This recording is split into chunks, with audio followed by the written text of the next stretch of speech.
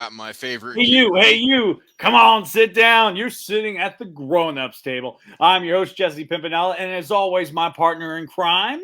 John Jacobs. Thank you so much, and a happy Wednesday to you. Happy holidays, and a happy Festivus Eve to those celebrating and observing that wonderful holiday.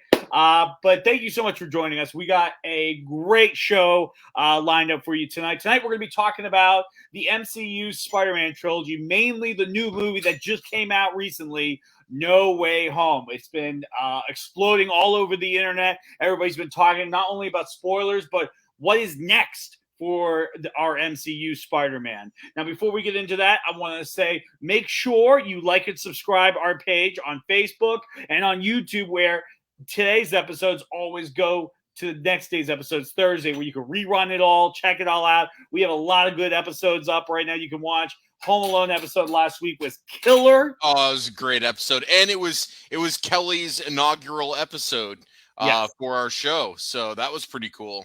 It was a fantastic show, and plus, this means by this time next year, we will be doing our very own first annual Home Alone Trap contest, where we're going to have people create their own Home Alone con. It's going to be awesome. It's going to be awesome. I feel like we need to have waivers signed.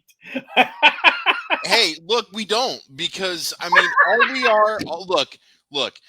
People are it's going to be like old school, like America's Funniest Home Videos. They're going to film whatever the hell they want to film, and then they're just going to send it to us, and we're just going to put it on the show.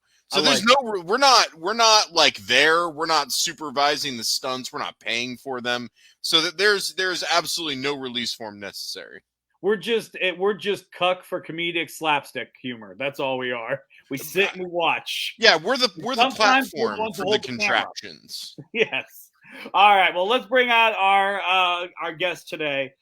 He is our resident Spidey fan / expert. This guy knows it all, and he's ready to talk Spider-Man with us. He is. So please give it up for Shawn Nagle, everybody. Give it up for him. Woo! So thank you so much for joining us. We're ecstatic to have you joining us right now, because we're going to be talking about this fantastic trilogy. And well, first off, as a Spider-Man fan, as a resident Spider-Man expert and everything, what was your thoughts on this film? Oh, no audio, Shawn. No audio. We got no audio on you. That's my fault. Okay, real quick. Spoilers, everybody. We're jumping right into it. Yeah. If you have not watched No Way Home, I'm sorry, but you may not want to watch this show live, because we're about to spoil the shit out of it starting now. All right. So I feel like No Way Home made the first two films in the trilogy better. Yeah, totally as a agree. whole, right? Like the entire thing, it's his origin, right? Like we don't get the line, we don't get the more with great power comes great responsibility until like midway through this movie. Mm-hmm. Yeah, arguably in the latter of it. Right. It's like they stretched out that entire thing over not even just 3 films, but Civil War, Infinity War, and now you're going to get to see like a grown-up Peter moving on after this. So I loved it. I was never a huge fan of Tobey Maguire. So wasn't a Tobe fan? Not even Seabiscuit, man? That's a beautiful movie. No. He did fine. It was. Don't laugh, motherfucker. That was a beautiful movie. I own it. All right. I got no reason. I watched that movie not knowing Seabiscuit was the horse, because the trailer was highlighting the boxing part of the movie, and I was like, I love Rocky, and now Spider-Man's gonna be the next Rocky. Fuck yeah. Yo, I'm pissed I wasn't to find out it was about a fucking horse. Dude. No, what's your problem with the horse, man? What that horse I had no problem with the horse. The horse was a champion. Okay, it was, which makes Tobey Maguire's role nothing in that movie, sort of. I mean, that's the only thing I found weird about horse races. Like, okay, don't get me wrong, I'm not trying to shit on jockeys, but it's not like they're the ones that are running. You know what I mean? Like, Yeah. They're not doing most of the work. They're not doing all. Yeah. It's like if somebody in football, like who's on the line, they yell touchdown, and it's like, shut the hell up. You didn't run it in. You didn't run it in. Stop celebrating. You didn't do shit. Like, you imagine a lineman just running into the end zone after the touchdown happens, his touchdown on. Do his little shuffle. Oh yeah. Oh yeah. Anyways, Oh yeah. I'm getting off track. So yeah. So But yeah, I another enjoyed the one for movie. Tobey Maguire. I thought, even though Toby isn't my favorite, I thought the chemistry between the three of them, Yeah. I wanted more of that. Like, I wanted more of them together. I don't know. It was just fun. The whole movie was fun, but also kind of devastating. And Yeah. I've always been anti Willem Dafoe's costume in the first Spider-Man. Oh, we went to see that movie hold on. together, and you didn't hate it. Hold on. No, I was not a fan. Never a fan. Why would you take the most expressive face in acting and put it under an iron mask? So he literally, it was a goblin in this movie. Like, he made himself. I bet your look- nipples were hard when he smashed that mask in the alley. Yeah, so guys, they actually had a Goblin Mask originally, and it was very animatronic. It was very high tech, and not everybody can be a suit actor and a helmet actor like those awesome guys that did the Ninja Turtles. And between Willem Dafoe, real quick, we got like 2 people in the comments haven't seen this movie. We're spoiling the shit out of it right now. I love Ryan and I love Kelly, but if you guys really want to see this movie, you may not want to be watching the show right now. I can't believe that's coming out of my mouth. I literally put it in the subject matter in the post that this is a spoiler show. Yeah, but our background is like Spider-Man No Way Home with Doctor Strange and everything. Well, but you kind of already knew he was going to be in the movie. You kind of already knew Doc Ock was going to be in it. But anyways, back to my original point. So they did have a really cool Goblin Mask. It looked dope. It was awesome. But when you shoot a film, things don't always work out the way you plan. And, they decided to go another option, which I was okay with, Shawn, because at the end of the day, the Sam Raimi films are a blend of like fantasy, but they tried to ground it, but they tried to like make it kind of Marvel-y, but then kind of their own thing. Like the Raimi films are really stand apart because The Amazing Spider-Man, the 2, we should have got a third one, but we only got 2, even though they weren't that great. Andrew Garfield was awesome, but those movies were trying to ground it, and even though they were still completely unbelievable, the grounding just set a different tone for the film. And Toby did good with his because that's what he did, and Andrew Garfield did good with his because that's what he did, and then we have Tom Holland who did his thing. I don't like one of them better or worse than the other. Andrew Garfield's still my favorite of the 3. But I think they were all unique film. Well, they can't say there's trilogies because we only got 2 Amazing Spider-Man. We should have got Sinister Six for the 3rd one. Maybe we'll get it now that it's popular and everybody likes them again. Actually, they're already looking at bringing Andrew Garfield back, but that's for later in the show. We'll get to that. But just piggybacking off Shawn's point there. So I agree with you, John. That first trilogy is very campy in a Silver Age comic style. And then I feel like Andrew Garfield's was more 90s comics. Yes. And now we have something that's like the more modern Ultimate Universe. Yeah. Basically. Yeah. I'll go with that. So there's a place for all of them, and they worked well together in the same movie too. Yeah. The same, all those Spider-Men. I totally agree. Now, before we jump into our next actual topic that we have planned, real quick. So the internet for like 3 months was just on fire with this shit. There were people that were like, oh no, they're all 3 in it. You're stupid if you don't think all 3 are in it. And then there were the people where there's no proof. So you're stupid if you think this. And then there were people that were like gaslighting other people saying, well, you're going to hate it if you go in expecting these guys and then they don't show up. But then those dudes turned around and gaslit other dudes and said, well, you're going to be really let down if you go not expecting them. And then they show up because then you're going to hate on that. And it became this mess. And I was really worried because we've seen this with other films, new Star Wars trilogy, where people build up in their head what they want to see. And then that becomes an expectation for the entire fan base. And it's like, no, if you have this expectation, that's fine. But that doesn't mean everybody does. But when they assume everybody does and it becomes toxic, then it just gets ruined when it does or doesn't happen, right? And I was really worried that Because, like, I stayed away from the shit. Like, I stayed spoiler-free. I didn't look at any of the leak shit because I wanted to just be surprised. In the back of my mind, I was like, they gotta have him. There's no way that they're doing this movie and not having him. But I was prepared for them not to be in there.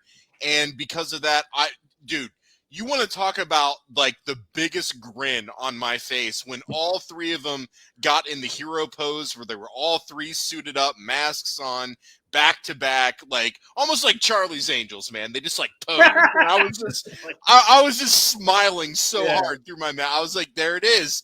This is what I wanted to see, and they totally delivered. I was bummed on one aspect because two fan favorites didn't show up in this movie. Number one, I was hoping, like, you know, like how Ghostbusters, spoiler alert for the new movie, they had Harold Ramis, you know, CGI'd into the movie as the ghost. Yep. Why not Bonesaw? I wanted Bonesaw to come back. Dude. I thought you were gonna say Campbell, Bruce Campbell's character. You know, I would love to have seen Bonesaw jump out and just be like, Bonesaw's ready, and then just have him get completely taken out by a pumpkin bomb. Like, that would have been fantastic. Right. Oh, yeah. 3 minutes. But, dude, you know who I wanted to see come through that portal? Because here's the thing. It was supposed to be everybody that knew Peter Parker was Spider-Man. Right. And while Mr. Dickovich did not know Peter was Spider-Man, I really wanted to see him pop out and be like, Rent! Like, just do it, man. Everybody wanted to see him in this movie. I really wish he was in it. Yeah, there was a few people that, you know, the other Harry Osborn from Amazing. Yeah. But I guess you could just say maybe Mr. Dickovich was wandering around New York City. You know what I mean? Like, Venom was just chilling, right? Well, there could be, I mean, since technically they're asserting that the multiverse is infinite at this point, then there certainly would eventually be a universe where Mr. Dickovich is the mentor for Peter Parker as Spider-Man. And Here's my theory. Topher Grace is in the church praying, please kill Peter Parker. And what we didn't see, what Raimi didn't pan over, was Mr. Dickovich was in the next pew over, and he saw the Venom suit fall off of Peter and onto Eddie Brock. And I think he knew this entire time because at one point he's like, "Oh, he's a good kid," you know. Like, I think he knows something. You know what I mean? Let's just make. Well, what if Mr. Dickovich became Venom instead of Eddie Brock in the church? It's him praying that Peter's going to pay him his rent on time. Everybody ends up becoming Venom at some point, right? In the comics. Right. Yeah, you're right. Rent. We are landlords. Really cool. That's just our little blurb, kind of our first reactions. We all three loved the film. We were kind of iffy going in just how it was going to be. But Shawn, I want to go back to your original point real quick before we jump into our topics. And that is, yes, even though they didn't start this trilogy with the actual origin of the spider bite and getting the powers, which we all agree was a smart move, you're right. This trilogy is the origin story because when it ends, nobody fucking knows who Spider-Man is, even though pictures, video, yearbooks, like letters, everything still exists that shows Peter Parker hanging out with people, but we'll forget about all that. And, you know, he gets in the more comic-esque looking suit at the end, and it's kind of like establishing, okay, here's the Spider-Man you read in the 90s. This is how he got started. Boom. Here it is. And it's like, holy shit. Like, I love that little spin on the origin story with it not being the origin of the powers, but the origin of where Spider-Man is kind of in that more comic universe that we're used to. And I thought that was just clever as hell. Like, I was like, there you go, guys. Like, somebody did something right. Yeah. And one of the things is Spider-Man really has the most, if not, it's in the top 3 most reboots of a superhero. Mm-hmm. So, but one of the nice things is you also have AV, the guy who they gave a shout out to. Him and Kevin Feige have been a part of this since the first Raimi movie. Mm-hmm. So, I mean, so this is them kind of like, they know how to do it. I maybe Spider-Man is top 5, but it's up there with that, right? Especially like movie appearances with all the different movies. Yeah, it has to be. Yeah. Avi Arad also was the guy that forced Sam Raimi to put Venom in the third movie. Hey, we could have had John Malkovich's Vulture. I would have been okay with that. You know what? That's kind of where is the spider? Fuck face. I kind of would have loved Where that. Right? is he? I would have loved that. I feel like I was missing that a little bit in my life. Yeah, but, and I love like, Venom. Peter, I love you Venom. I have was failed excited to at the time. But hey, let's jump over. So we talked about our Spider-Mans. We'll talk a little bit more about them, but just to keep the action rolling, let's talk about this live action, almost Sinister Six, I have to say, because it might be actually 5, right? We were missing the tree. The tree counts. Yeah. Yes, it was the tree. Tree counts. It always does. But yeah, no. Or if you count Defoe as 2 people, I mean, technically he has 2 people. That's true. Yeah. But yeah, no. Wow. I mean, this movie, we were hinted at something like this back 2012 in the past Spider-Man movie that we might get a Sinister Six, and it never came to fruition, obviously, because a lot of things changed and plans to bring Spider-Man into the MCU universe occurred. But this is the closest we got to having it. You know what I mean? Mm-hmm. And it was, I mean, wow. And that was the thing. This movie was doing a lot of things. Like they said that the third Spider-Man movie with the Raimi universe had issues because too many characters, too many plot lines. Mm-hmm. And they said the second Amazing Spider-Man had the same exact problem. This movie mastered it. It had even more characters, even more storylines. Hell, it even closed up the storylines for Toby and Andrew as well. Yeah. Which this to me was just a hat trick for the fucking trilogy for me. Just a hat. Yeah, I agree. And what better way to do it than with the Sinister Six, really Sinister Five, but I guess we're counting the fucking tree instead of Scorpion, so fine, whatever. We got to come up with a name of him before the Scorpion's out there. The end. We need a name for the tree. He's still out there. Would have been cool to have him show up. Would have been cool to have Vulture show up. But I think that would have convoluted what they were going for. And, there was a very real reason they picked these specific villains, not only because of the Sinister Six, but because they had impacts on Spider-Men. Each of the 3 Spider-Men went through something horrible and emotional battling one or all of these villains. And it's something that shapes Spider-Man on who he is. And when he has to reface that, all of those emotions come back. And I think they use that to their advantage. I also really like the flip-flopping where, okay, they're good for a little bit. Now they're evil. Yeah. Now they're evil. And, oh, wait, Doc Ock is like, guys, no, we fucked up. Like, it's all good. Let's just take it. We'll be all right. And then everyone was like, fuck you, Doc Ock. We're going to kill everybody. Like, the back and forth was cool because think about it. You're a supervillain. You are now thrust into this different universe with all these other villains from other universes.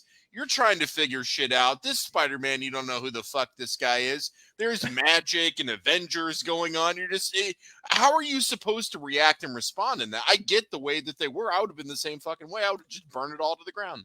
Yeah.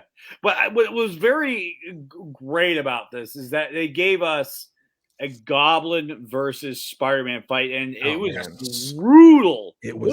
Both fights were very brutal, and for me, it brought about 2 things for me watching that brutality.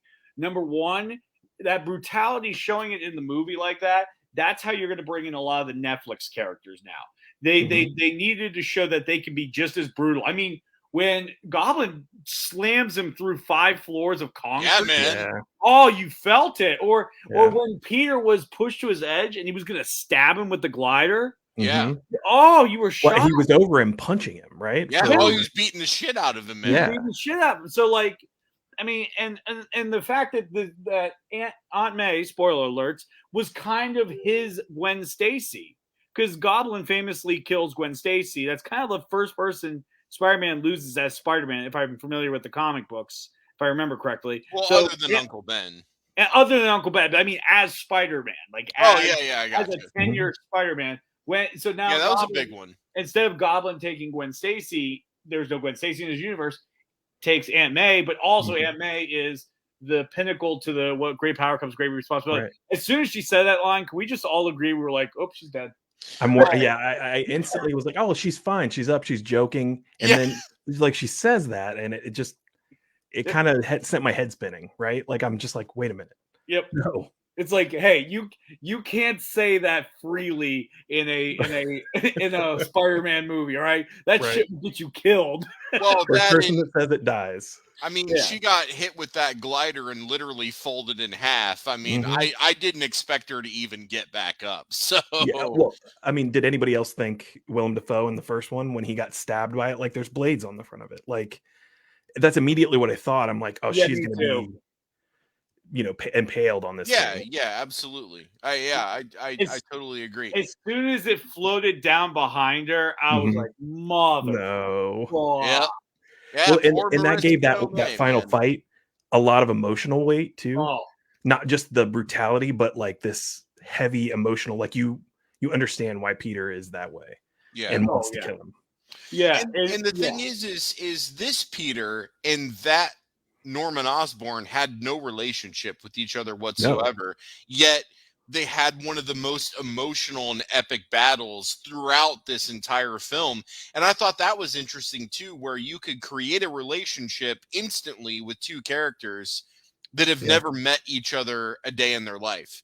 And I thought that was really cool too. Instead of Toby showing up, in the first act and doing his thing. No, we Mhm. let this Peter and that Norman do their thing before they showed up. And I thought that was really cool. It let Tom Holland really play around with those other characters first before we got the other Spider-Man who showed up. Agreed. He built those relationships with like Doc Ock, with all of them. I mean, Yeah.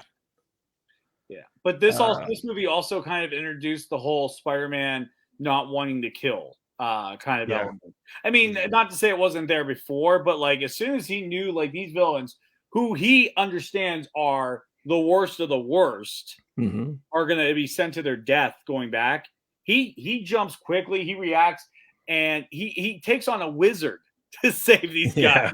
He takes on a wizard. That to me just shows you. To me, that captured Peter Parker in the essence of he's a boy that wants to do good. He just wants because he has this power, so he has this responsibility. And there was times in the movie he was trying to pass it off, which one of the things I like throughout this whole trilogy is how a lot of it echoes Tony Stark's earlier struggles to become Iron Man. Yeah, which absolutely. I've always loved. The first movie was essentially Iron Man 3 with the suit. If you're not, if you're nothing without the suit, then you shouldn't have the suit at all. Yep. The second movie was that, trying to balance his life and all that stuff. Kind of what the second movie was with Iron Man too. So this movie just flows perfectly, and it's nice to have that mentorship. I agree. Totally. It also felt like a teen, like John Hughes movies, series of John Hughes movies, right? Like we've seen Peter grow up, and this is kind of a stark, no pun intended, stark contrast to like where he started, to where he ended up at the end of the series. It was kind of depressing at first when you thought about it, but I'm excited for what's to come. I totally agree. And before we move on to our next topic, I have one final comment about live action Sinister Six. One of the biggest complaints about the first Amazing Spider-Man was the lizard. There was like motivation. It was confusing why he went crazy, and it was confusing why he was doing what he was doing. And even though he kills Captain Stacy at the end, and it allows he and Peter to have that moment, Lizard doesn't really do anything except turn people into lizards. And I wanted him to do something in this movie, but he didn't. He just was still the lizard from Amazing Spider-Man. And I really thought they'd write him a little better, and they kind of didn't. So I felt a little bit let down because I really like Lizard. He's one of my favorite Spider-Man villains, and we have 2 movies now where we really didn't do anything with him. Yeah, I agree with Amazing Spider-Man 1. He doesn't really have clear motivations. It's like kind of I guess it's like a cartoony style villain, right?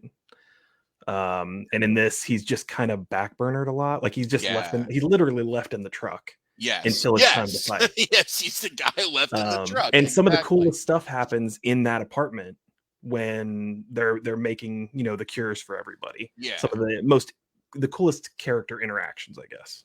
Yeah, I totally agree. Yeah, I think one of the things that, this is my quick wrap on this. I think one of the reasons why Lizard was heavily overlooked a lot even in the Amazing Spider-Man movie is that movie. I was rewatching them all again I last did that week, too. I watched and every one of them. it, Yep. it felt like it was such a Peter Parker movie. Oh yeah, Yeah. absolutely. Like how Batman Begins was a movie about Batman. It Yeah. wasn't focused about the villains or anything else. It was focused on his life. So I think that's one of the things. But anyways, let's move on. I got two topics we could talk about. Number one, we could talk about our post-credit friend that showed up, or we could talk about the repercussions of this film. Well, let's do Venom first, and then we'll talk about repercussions. Let's Sean, you're the Venom fan here. Go ahead, say what you want to say. I love the character since, I mean, he was created by Todd McFarlane, co-created by Todd McFarlane.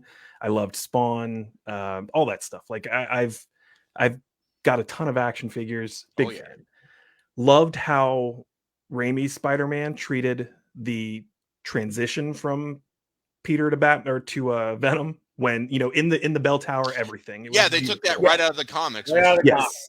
That's my favorite origin of that. Yeah, I agree 100%. Even though, I don't like how they handled it from there, but right. But that scene was dope. We all agree that scene was dope. Yeah.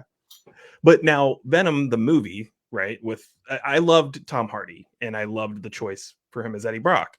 I liked the movie, but it was missing the connection to Spider-Man because I feel like Venom, like without that connection to Spider-Man, there's something weird and something missing for me. Yeah, totally agree. So this gave us the possibility of having that in the MCU. He's literally right before he disappeared, he said that let's go find that Spider-Man guy. So the symbiote that's left, I assume, is on his way to find Peter Parker. That little piece. Yep. Right. And I like it.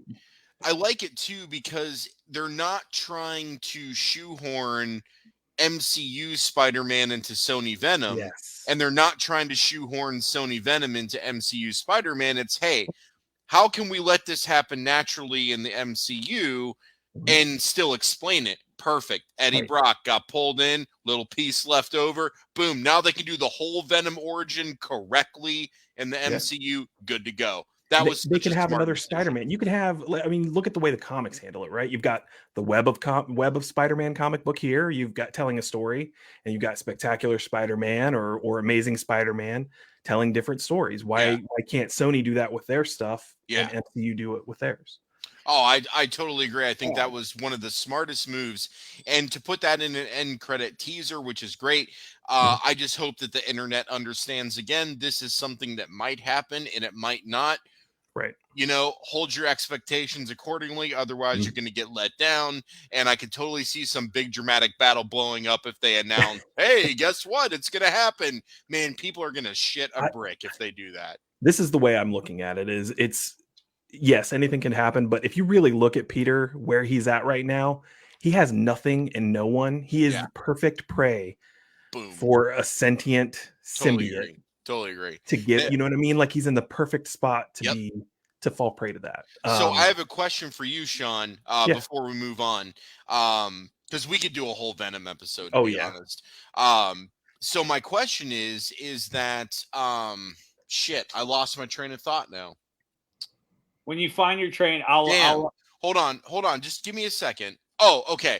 So this the home trilogy was really the telling of how Spider-Man got to where we all kind of know him from the comics, right? Yeah. So let's say we do a now second trilogy of now we have established Spider-Man, so we can get into we could do repeat villains if we want to from this universe, because now we have established Spider-Man. He's out of high school, shit went down, he's in the classic suit, nobody knows who he is, he's hating life because all this bad shit happened. So my question is, do we do Venom in the first episode of the new trilogy? I say yes. If I had an option or a choice, I would say black suit Spider-Man in the first movie. Then You get into Venom's origin in the second movie, and then maybe a Venom team up in the third. So you're saying make it a trilogy of just Spider-Man and Venom. That would be risky because you're alienating other villains you could do, but at the same Almost time, like an overarching story that wraps up yeah, in the third movie. So yeah, Spider-Man in the black suit is its own story. it is. Like It I is. think it needs more than a movie, like a whole movie of him versus Scorpion, right? We've got Max Gargan from the home universe, right? They could easily, and he becomes Venom eventually in the comics. That's Scorpion right. does. So you could easily see that rolling into it, but I don't know if we're gonna get an Eddie Brock. I would love to see Tom Hardy come over. I think one of the biggest things is, one, we have to we have to see what happens in Multiverse of Madness. We have to see big it, time. because I think that's going to be it. Because my guess right now is that they brought everybody together in a temporary situation to test it with the audience to see what they thought.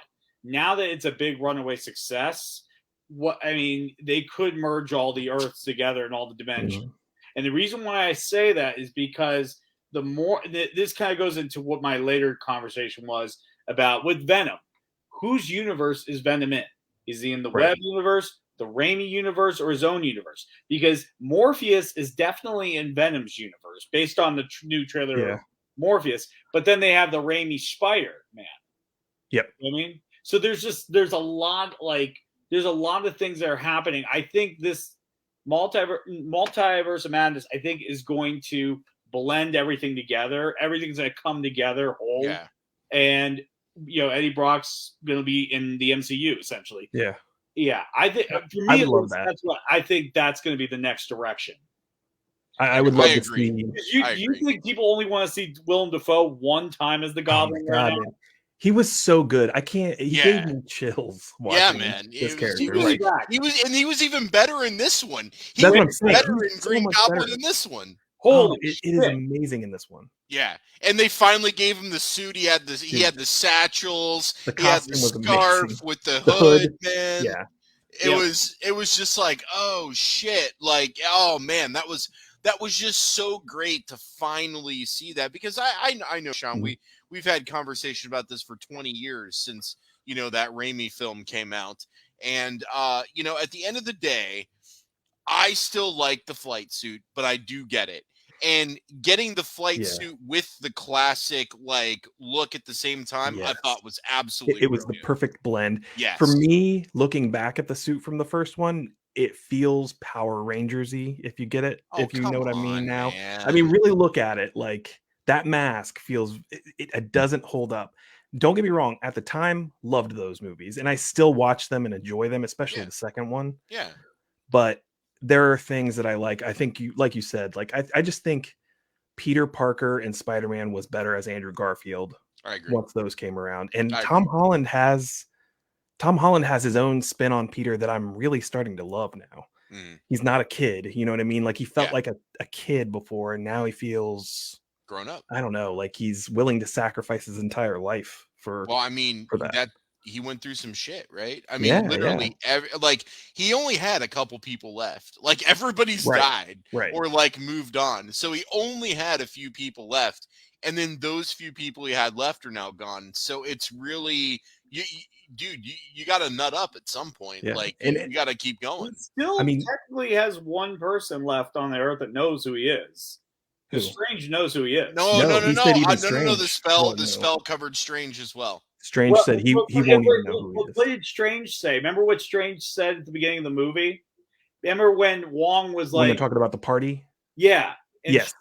And Strange said, and Strange is the one who casted the spell upon the party, so then we remembered. So he remembers it. So based on that logic, to me, it shows that the spellcaster recalls the spell. It must have been something built into it, because later Strange directly says, right before he casts it at the end, he says that no one will remember, including him. That's why he tells him goodbye at the end. Okay. Yeah. For some reason, I had a feel. Yeah, that is scary. Okay, I've only seen it once, so I'll have to see it again. But it's real quick before we transition to our next topic. I thought it was hilarious when they knocked Strange's rank down because he blipped.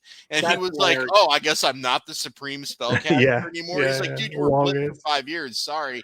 Well, then when he blipped back, why didn't he get the title back? Right? They Yeah, didn't yeah. just give it back to him. Like, what the hell? Yeah. Also, now with Peter, one of the things that I do love about where he's at now is I hope they go in the direction of him being street level again, not Yeah. huge world ending Avengers crises. and I want him to be not an Avenger. I just want him to be Peter who teams up with Daredevil or yeah. other street level heroes. Well, hey, we got another great cameo from Charlie Cox in there. God. So, dude, He's just a really good lawyer. he's just a really good lawyer. No, so I'd love to see him team up with Daredevil. And honestly, I don't care who they get to play the Punisher, but I want Punisher to show up. And Man. I want a whole movie. Or you know what? You could do an 8-episode series of just Spider-Man versus Punisher and do that whole story arc. That'd be dope, man. Yeah. There's a lot that they're doing right now. And like I said, going back to how you mentioned, like, how the Venom Spider-Man relationship and the black suit Spider-Man, how it had to be its own trilogy. I mean, there could be a movie where Spider-Man shows up and that's when he's infected with the symbiote. Yeah. And maybe he deals with it in somebody else's movie and then coming back to his movie. Because I mean, Marvel has done a lot of that stuff before where they kind of work their stuff out in other people's movies. But let's go over to our next thing. Now, what I find very interesting, so we're kind of getting into the ending, but I want to talk about the One More Day element. I'm not sure if you two, are you guys familiar with One More Day? Yes. Yes. So I'm not, but go ahead. Well, since you're the expert, why don't we give the floor to you? Okay, so I'm not super familiar with where they've gone with it now. I know they've been trying to retcon it. They've been trying to retcon it. Yeah, they're trying to retcon it big time. So essentially, after Civil War, the whole focus point of Civil War kind of becomes Peter revealing his identity. Okay. And he obviously there are ramifications to that. So I think it happens that Aunt May is shot. So he makes a deal with Mephisto to erase everyone's memory, essentially, or remove that he is Peter, that he is Spider-Man. Okay. Or to bring Aunt May back? Bring Aunt May back. Bring Aunt May back and remove that from everyone's mind. But it would cost him his marriage to Mary Jane. Like they wouldn't even have a relationship anymore. They wouldn't. And he took that deal with Mephisto, but nobody liked that storyline. Like it literally met like a lot of critical, panning, and fans didn't care for it that much. So they've been trying to retcon it since then, but they've also never returned to the point where Aunt May is dead. She's like invincible. Like she is. She's inevitable. I think that would solve the problem, right? Like she's got the plot armor that's even more incredible than Incredible Hulk. So where the story is now, they're trying to retcon it. So here's the facts regarding Mary Jane. Mary Jane knows who Pete. Here's how more devastating No Way Home is, because nobody knows who Peter is. All the relationship, at least one more day.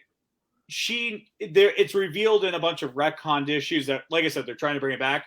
She remembers being engaged to Peter and him not showing up for the wedding because he was beat up badly in a alleyway, and she wants him to give up being Spider-Man. He doesn't, so they break off their engagement and don't try to get married twice. Again, this is a false memory that Mephisto created in Peter and in Mary Jane for them to believe it. Now they're slowly, right now in the comic books, figuring out, okay, there's something wrong with our memory here. We have to figure this out. So what's very interesting about this is that we're entering a very interesting territory in MCU where they're kind of going off.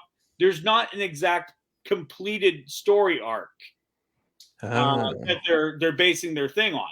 They're basing it on something that is still ongoing. I haven't seen them do this in the MCU universe yet. So it's very fascinating to think, will Kevin Feige come up with a better ending that the comic books will then adapt, or will the comic books, beat Kevin Feige to the punch and creating the perfect ending where everybody remembers who Spider-Man is. Who knows what will happen? But I just find it very fascinating because they took a heavy risk to take a very unpopular storyline to adapt into this movie, and they scored big. They scored huge. Yeah, it's time. I just found that so interesting. I've had people tell me that who loved Infinity War have said that this movie is their favorite Marvel movie, even more so than Infinity War. Like, I don't know. These are people who saw it multiple times in the theater, cried every time they saw it. Like, love Infinity War, and they felt the same about this movie. It's really good, and there are moments like when Peter is going to talk to MJ, and he has the little note he's reading. Mm-hmm. Oh yeah, and then he decides not to because he sees the bandage on her forehead. There's like subtle little things like that that's just really good filmmaking. Yeah, totally agree. And I want to shout out Community, the TV show, if you guys haven't watched it. Oh yes. The writer of all three of those movies is one of the writers is oh god, I can't even remember his name. Yes, Chris McKenna, who was a co-creator with Dan Harmon on Community, did most of the seasons of Community, and I think it's the entire second season is directed by the Russo brothers of Community. Yep.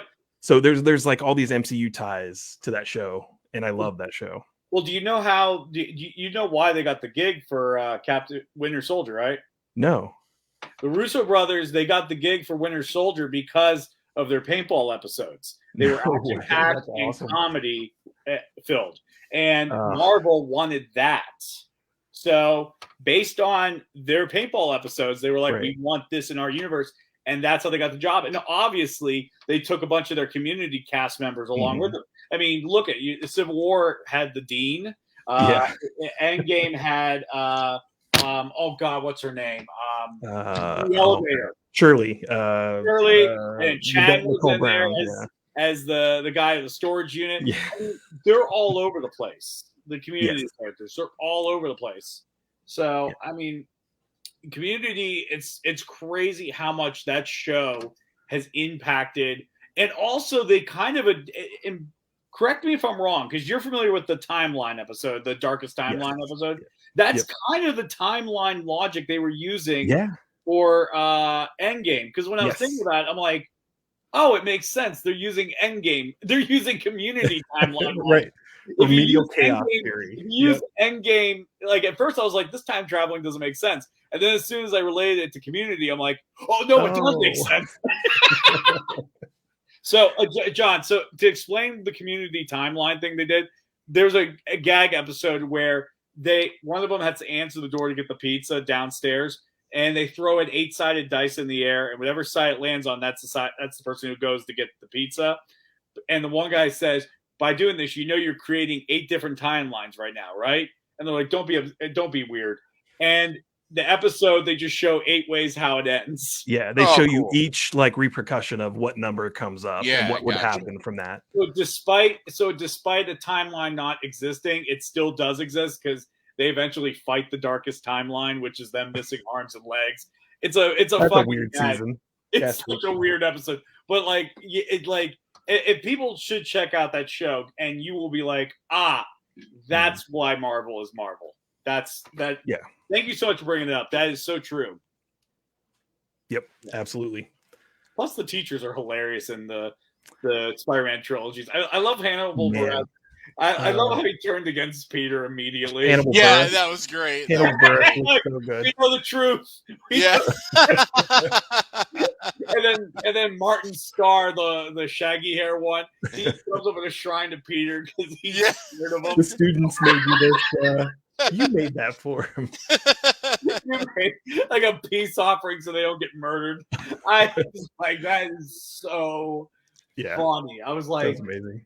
That was the one thing about that movie series, and plus, you will always catch new things about that movie series, which is fantastic. And again, this is why I love these movies, because you could tell they actually care about their characters. Absolutely. So the first movie, The Principal, if you look in the background, his grandfather in the office is a World War II vet the same one that fought with Captain America in the first Captain America movie. Oh, cool. And that's one thing that the MCU does better than, I think, better than anyone else who's done Yes. comic movies, is they care about the characters so much that, like, there's so much depth to them, and they stick to the comics, but maybe there's a little bit of difference, but it makes sense. Yeah. But here's the thing, like, I don't mind when it gets a little bit different, because I mean, the thing is, like, I'm always, because here's the thing, you always want to surprise the comic book readers as well, you know, and make them go, oh, and the grand example is the Dark Knight Batman movie. They took a storyline, the Killing Joke that happens to Commissioner Gordon, and made it happen to Harvey Dent. Brilliant. Absolutely brilliant. And they were very creative with it. And this movie is no different. How we were given a Goblin story where Goblin takes someone that Peter loves. In this case, it wasn't Mary Jane, or in the comics, Gwen Stacy. It was Aunt May. Boom. You know. But again, these are the people they because, like, if I'm familiar, the MCU, they have like a committee meeting and they discuss everything. And it's like, if you're not a comic book fan, if you didn't grow up reading comic books, you're not in this committee. Feige runs it. Early on, Feige showed this character Bible that they have that he keeps in his office. They have a Bible that he'll open, and it has characters and like a dossier of like key things about those characters. So they care about them, right? Like, they really want to make sure that they're true to who the character is, and they have been, I think. Yeah, and then there's times where they take heavy liberties, and I think it's a brilliant thing, a brilliant strategy. Like Guardians of the Galaxy, like, they did a lot of liberties with that that property, but they needed to. They needed to do that in order to make it fit in what is today's world, and they did it excellently. And they had no expectations really from most people, right? Most people, I hadn't read Guardians of the Galaxy. For most people, I remember when that movie was coming out, they were like, "Oh, here comes MCU's first bomb." Right. Everyone thought it was going to be bad. And what a lot of people don't know is that's not the first group of Guardians of the Galaxy. No, Yondu was one of the first ones. Yondu, Sylvester Stallone's character. All the guys at the end of the second movie, they were the first ones. So it's stuff like that. Like, that's why when you see the MCU logo at the front of these movies, it's so important. That's why Sony, in this new deal that they're in with Marvel, notice what was the first logo that came out for this movie. It was movie. Which what was it? It was the Sony one, wasn't it? Or it was Sony. But also Sony wants you to know that they're working with Marvel, because if you watch the first two Spider-Man movies, it's all MCU. Now it's Sony, and because when you put that MCU at the front of a movie, you know you're in for a good time. They want that on Venom. They want that on Morpheus. It's a stamp of approval. And I think they're brilliant in that. And I'm so glad that they set up 3 more movies with Tom Holland. I'm so excited for what's to come. I don't know if you guys, and I won't spoil it, but if you guys have seen Eternals and the post-credit scene for that. I have not seen Eternals yet. Oh my God. The post-credit scene has no spoilers for Eternals, but I don't want to spoil it for you guys if you haven't seen it, but I haven't seen it. So I've been trying to see that movie. I just haven't had a chance. If you can just find the, I'm trying to think if it spoils Eternals. The post-credit scene, the final post-credit scene is just, it's got me so excited for what's to come from that. Eternals was all right, but I was more excited about the post-credit like teaser. I heard we'll have to check that out. So make sure everybody goes and checks that out. If you know the link, be sure to send it to the At the Grown Up Table, because we like to check it out too. And we'll give you a shout out for helping us out for being noobs. But anyways, so we're wrapping up on time. So we got about 12 minutes, but I know we're going to take 12 minutes and want to turn it to 24. So let me ask you, what is next for Peter Parker? He's got his apartment. He's on his own. Nobody knows who he is anymore. He created his suit from Aunt May's sewing kit, which I thought was such a beautiful little touch. He has Ned's little Death Star, Palpatine Lego. He is flying in the air. He is swinging across Rockefeller, the ice rink. So tell me, Shawn, what is next for Spider-Man? Honestly, I want to see, like you said earlier, John, I want to see what we know Peter to be, right? Yes. Photographer. Does that make sense anymore for him to be a photographer for the Daily Bugle? at this point. Is that even modern enough? Like, if they can make funny jokes of the fact he's taking selfies of himself for money, yeah, like something like that. yeah, because they can make a joke like that's like one step below OnlyFans. I said to somebody. Well, maybe that's what it is. I Maybe mean, maybe it's the Spider-Man corner of I OnlyFans. mean, they Right. figured out how to fit Betty Brant into That's true. the Daily Bugle because they do I'm not sure if you guys follow on TikTok. They have a Daily Bugle page, and Betty Brant's the reporter on there. Yeah, I saw some of the TikToks about that, or with her in it, and Hilarious. Well, Yeah. I feel like we still have to have the bugle and the photography Oh, and yeah. everything. And I really want to see J.K. Simmons come back. Like, I don't even care if he's J. Jonah in like every universe from now I Absolutely. on. don't care. Yeah, Because he nailed it, and there's nobody that's going to do it better. So just keep putting him in and make a joke about it. Be like, okay, the multiverse is infinite, but one thing that is the constant in the multiverse is that it's always the same J. Jonah Jameson. Like, do that. That would be hilarious. Just I do totally agree. And I was talking to somebody about this the other day. What if he passes away? What if he dies? Knock on wood, God that. forbid. Oh, But what if he does? I was trying to think who else could even fill that role, and somebody mentioned Dr. Cox from Scrubs. Oh, And I kind of love that. Oh. If there's no J.K. Simmons, you put a Yeah, mustache sure. on him, you put the spiky hair on him, he can scream, and I could see it. I could see it too. Give me a couple screen tests, but I could see it. But Yeah, but J.K. would have to be gone or not want to do it. yeah, That's the only option. yeah. No, that. Which, by the way, like what a treasure. I mean, because he's the it's dude is phenomenal. hysterical.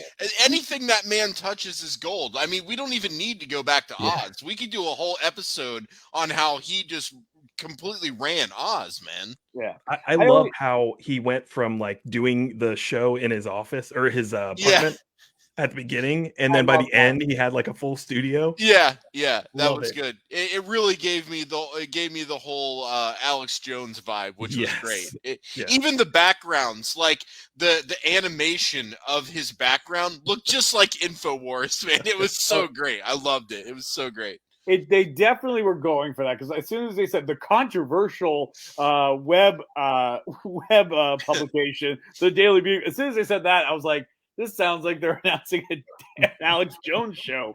And then, because doesn't he do conspiracy theories? Like in the paper, didn't it say like Spider-Man can hypnotize women and stuff like that? Yeah. There's always some crazy olive branch he's trying to go down. Mm-hmm. Now I know we're running low on time, and we could go another hour about this. I'm sure we missed a lot of stuff. I'm sure we hit on a lot of stuff, but I want to bring this up because as I was watching through all the Spider-Man films the last couple of days, there was something that it just like, okay, everybody pretty much agrees Spider-Man 2 is the best. Okay. I've always had something to say about that, with agreeing at the same time, but I'm like, well, I do have objections to that. And so this film came out. I went to the theater solo because my wife and daughter were out doing a day to themselves. And I was like, I'm going to go see this by myself. That I don't have to worry about anybody. Can have a good time, blah, blah. So as I'm watching the movie, I'm like, I think this is my favorite Spider-Man movie. Because of the camaraderie between the three Spider-Men and how it unifies the three Spider-Man films. I thought that was really nice. It was a love letter to people who love Spider-Man. All of them, right? No one has done that. No one has taken different studios that did the same movie in different ways and then brought them all together as one cohesive thing. I thought that was genius. But then it got me thinking, okay, so is Spider-Man 2 really the best? I mean, guys, is it really the best? And I've rewatched it recently. There were a couple things that stuck out, and Sean, you let me know how you felt about it. Okay. The first thing that bothered me about Spider-Man 2 is this, I've got a lot of problems. I have writer's block. My superpowers just went away. What the fuck is that? They don't just go away and come back. Like, I'm sorry, but that really takes me out. And the last time I just watched it yesterday, I was just like, ooh, this is not good. Now, for me, I'm just talking about me. So I'll I agree. Second, Sean. That was number one. I totally agree. My girlfriend and I had that same discussion after watching it. I'm like, what did is they ever happening here? explain why he lost his powers? And then in No Way Home, he says he had an existential crisis. Yeah, I'm like he got depressed know. for a couple of weeks and lost his power. It's like, wait, what? Like, I just, yeah, I did. I mean, yeah. I get upset. I already at work, was but I not on don't board forget with how the to Red Spinner. breathe. You know what I mean? Like, what the Right. hell? And so here's the second. So I'm glad that we're aligned on that. Number two, which really bothers me. Dr. Otto Octavius has literally 0 superpowers. He has no super strength. I already know what you're going to say. He has no super mind. He has no super speed. He cannot fly. Without those tentacles that are fused into his brainstem, he is a normal fat guy. Okay? When Spider-Man knocks him like 45 feet across the bank through a massive glass window and into the side of a taxi cab, which indents the shit out of it and knocks it into another car, he just get up and walk away. I'm like, he would be dead. Like, he's not, he doesn't have any powers. Even if they show the arms literally wrap around 0. him, right? And No, protect they him. show it. They Even show then, it. The even arms then, do nothing. He he's got not hit. getting up. He got hit in the belly by Right. Spider-Man. He would be Right. dead like Harry Houdini. Like, come Right. on now. We just see Yeah. a dead corpse hanging off 4 tentacles walking around. And that happens all the time. Like, dude, there's one when they're on the fucking clock tower with Aunt May. Spider-Man, with all of his superpower, is wailing on his face, and there is no damage whatsoever. Like, Spider-Man would have knocked his head off, like in Jason Takes Manhattan. Like, that would have happened. And that really, really bothers me. What about the bank when his body hits the corner of the wall when Spider-Man throws the bag back at him? Oh, yeah. So, like, there's just countless examples of this. And I'm like, Doc Ock is a normal, he's not a superhero. And while those, while the tentacles can do things to help, they don't stop him from getting hit in his physical body, which would have internal bleeding and he would be dead. So that really bothers me too, and it really took it out of number one. And I think No Way Home dethroned it for me, at least. For sure. It honestly, I think Far From Home was better than Spider-Man 2 as well. Yeah. Mysterio, the scene with the Mysterio scene where undead Iron Man comes out of the ground, like that is one of my favorite moments from that film. Yeah. It's trippy. Yeah. Yeah. I mean, for me, Spider-Man 2, like, okay, I understand why it was amazing for people and why it still is, because it's a great story. It's nostalgia. It's a great story. For me, I've never been a big Tobey Maguire fan. Everybody's shitting on Tobey, man. I'm just no. I say he's bad Spider-Man. He's great in Pleasantville. He's not my cup of tea. He was good in Pleasantville, man. That's a beautiful movie too. Don't be talking shit about it. The only reason why was just like he always gave me this weird vibe. Just like I don't know why. Just like it was just so awkward. Like I looked like how everybody lost their Aunt May's or Uncle Ben's. It's like Aunt May was lost in No Way Home because Goblin killed her. And he was trying to do right by her. Then Andrew Garfield lost his Uncle Ben because they were having almost like a father-son fight. It was really emotional, it was really sad, and it was just they were going through a lot of stress. And then what happened now? I lied to my uncle by going to the library so I can wrestle my mother for a car, and then I told him, "You're not my father." But then wait, I find out his killer lived for a long time. And then I try to straight up murder him in a sewer. I love the scene in the third Spider-Man movie where he sits down next to Aunt May. I got great news. What? Spider-Man killed Flint. Hey, at least we know what Toby's been up to in his 45-year-old self. He's now the youth counselor, man. That was great.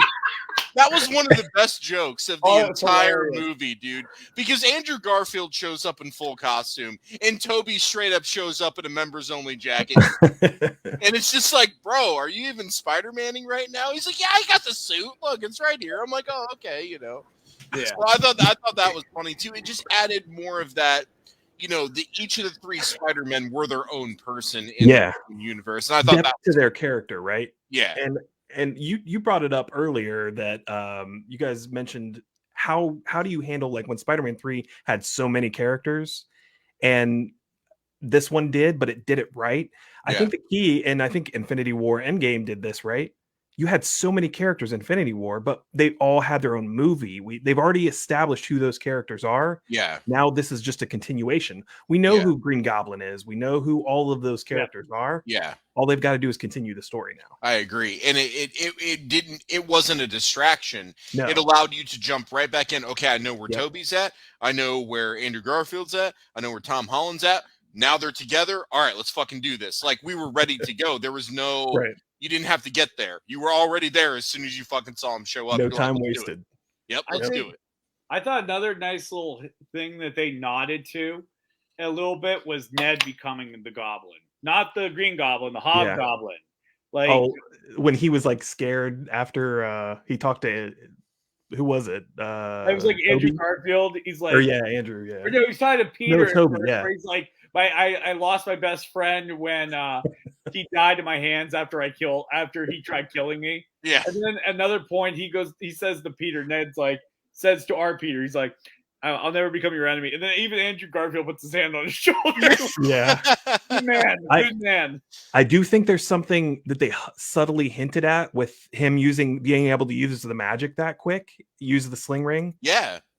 And then Doctor Strange said, interesting.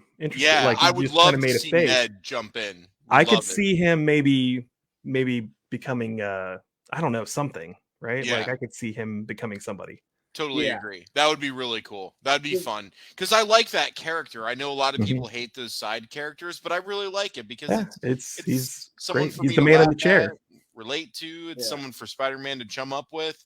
And if we're gonna put him into Doctor Strange's army, then let's fucking do it because that just means Ned gets more movies, and I'm okay with that. You know, I'm not saying he's not gonna headline a fucking movie, but if they want to show him up for 10 minutes here and there, let's go ahead and do it.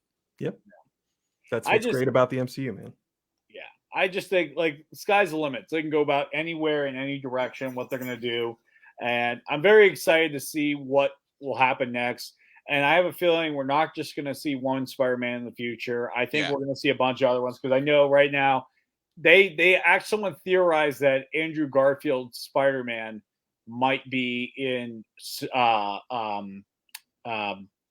Venom's universe. I would love to see that. I know they're talking about possibly bringing him in for another Spider. I think he wants to do another Spider-Man. He wants it. He wants it. He got shortchanged on his third movie. Yeah, and even more than Toby, I think he's a great actor.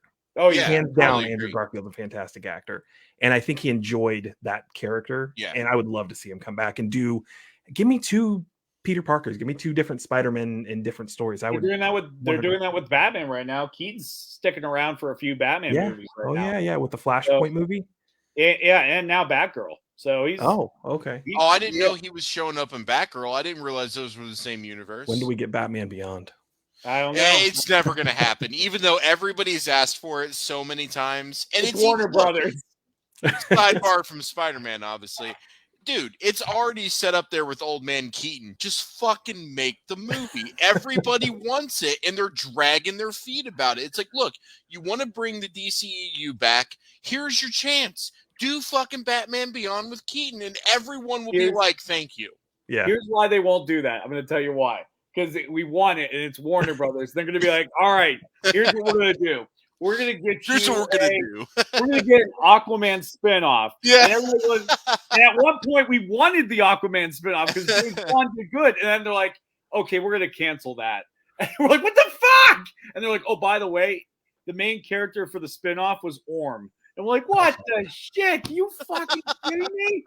So it could have been Black Manta, the worst character in the Aquaman movie. The most useless character in that movie. Well, it's just before we get off on the DCU. I know. It's like, dude, your head is fucking massive, and I get it, but it looked comical. Like that to me looked like a Power Ranger villain. Like Black Yeah. Manta looked Yeah. like a Power Ranger villain. Yeah. It just, but anyways, like I said, that's why I appreciate MCU. Don't get me wrong, I like my DCU, but you know what? At the end of the day, MCU, they put a lot of freaking thought into everything. Like again, it's not enough that Peter was creating another suit in Far From Home, but he was doing it to AC/DC's Back in Black, and then called it Led looks back Zeppelin. at him, and he just sees Tony repairing it. Yep. You know what I mean? And I'm like, that was a really beautiful scene. That was, oh man, I think by far out of the whole trilogy, and I think that Poppy scene is so important because you really see Spider-Man realize that even Tony Stark couldn't live up to his own standards. Yeah. So he's got to be his own self. And it was just a beautiful moment. It was just a very beautiful moment that I love so much. So as we wrap up, with that said, Jesse, we're going to each share our most favorite obscure scene, because we could talk about the great scenes all day. I want to hear about that one that you liked that nobody else fucking liked. For me, it was seeing Happy Hogan sleeping in his chair with the CPAP machine. That was mine. That shit was hilarious, man. I was the only person that laughed out loud in the theater, and I was in a packed theater when that scene came up. He didn't even take the mask off. He just talked through the mask, and he was like sleeping in his recliner. I thought that was absolutely hilarious. I loved that. What was yours, Sean? Man, honestly, from this movie, it would probably be anything involving Zendaya. Like the scene with the I know 2 magic words that she did with Doctor Strange. I love how they've changed that character. Yeah. But I still love her. Like, oh man, their awkward relationship in Far From Home, that awkward kiss that they had, was one of the coolest, like, romantic scenes in a superhero movie I've ever seen, because it's so awkward and so out there and weird. I loved it. Yeah. Jesse, what was yours? And then let's wrap up. Now that I took yours. I was trying to think of another one. I think seeing Andrew Garfield get the cobwebs for Ned. Yeah, that's a good one. That's a really good one. The back. Is this enough? Yeah. Toby's back. The joke about his back again. Yeah. That was amazing. Yep. And them calling Andrew amazing. That was one of my favorite ones too. Yeah. And he got the lab coat again. I liked seeing that too. That was cool. So Oh, and we haven't mentioned it at all. I know we're out of time, but him saving Mary Jane, or MJ. Oh, that was great. It gave him that redemption. That was such an emotional scene. Yeah. Like, he was so happy. Yeah. Because he finally got his moment. Like, he got the wrong that he had to go through, which, man, even though Amazing Spider-Man 2 isn't that great of a film structurally and overall, that scene is rough, man. It's rough. You kind of hope that Gwen Stacy doesn't die, even though you know that bitch is dying. You know she is. I know, but I'm just saying, like, when you watch that scene, you're hoping, like, okay, maybe they might just change the source material here. Right. You don't want to see her die. And I think that's the beauty of killing that character off right that moment, because you want her to live, and they're like, nope, she gotta die. And that's the moment she was like, I want to be here. I'm gonna be here. I'm like, this is it. She's dead. Yep. This is it. She's dying. Gosh, All right, Jesse, we're out of time. Close this out, man. This is all right. Anyway, thank you everybody for joining in at the Grown Ups Table. We had a blast talking with Sean with this new No Way Home movie. Make sure you go check it out in theaters. Again, like I said, there's a lot. They packed a lot of stuff in here. You don't want to miss it. I promise you, I'm going to go see this again. And I'm going to catch 20 new different things. I'm going to beg John for us to do another show. Believe me. We'll do it. I'll beg it. But I want to say thank you to everybody who's lit up the comment sections. Ryan, Vance, Tyler, Kelly, thank you so much. And like I said, next week we'll have our show worked out. But for right now, the most important thing is enjoy the holidays. Enjoy Christmas. Enjoy it all. Kwanzaa, everything. Enjoy it. Be with the family. Watch some comic book movies. I know that I'm going to be watching Iron Man 3 because that's a Christmas movie. You know what I mean? The Shane Black movies. No. Anything Shane Black does, it's always Christmassy. Hey, it is. Hawkeye is set at Christmas. I'm gonna watch Hawkeye. It's not I'm gonna about watch it being it right a now. Christmas movie. Iron Man 3 is not good. But I'm gonna anyways. drop kick you right now. That is a beautiful movie. Okay. I Okay, mean, listen. Listen, I will only admit that Iron Man 3 fails in one area. If somebody's a diehard Iron Man fan and they're like, they did not Mandalorian, sorry, they did Mandarin wrong. If they said that to me, I'd be like, all right, I get it. That's why you're pissed. That's a good reason to be pissed. if that's the only thing you took away from that movie that was wrong, then I question your judgment from here on out. I'm done. All right. This show will go on for another hour if we debate this. We gotta wrap this. We gotta wrap this up. All right. Just wanted to give a quick shout out. Ryan put this on the comment section. Thank you very much for giving me the shout out. I'm opening up for Donnie Baker from the Bob and Tom Show at King's Club. It's not in January. It just got announced for January. It'll be in April. So hopefully I can see everybody there. We'll be in Columbus. But until next time, I'm Jesse. And I'm John. And you've been sitting at the grown-ups table. Have an awesome night, everybody. Take care. And with great power comes great responsibility. I'm going to die now. I'm going to die.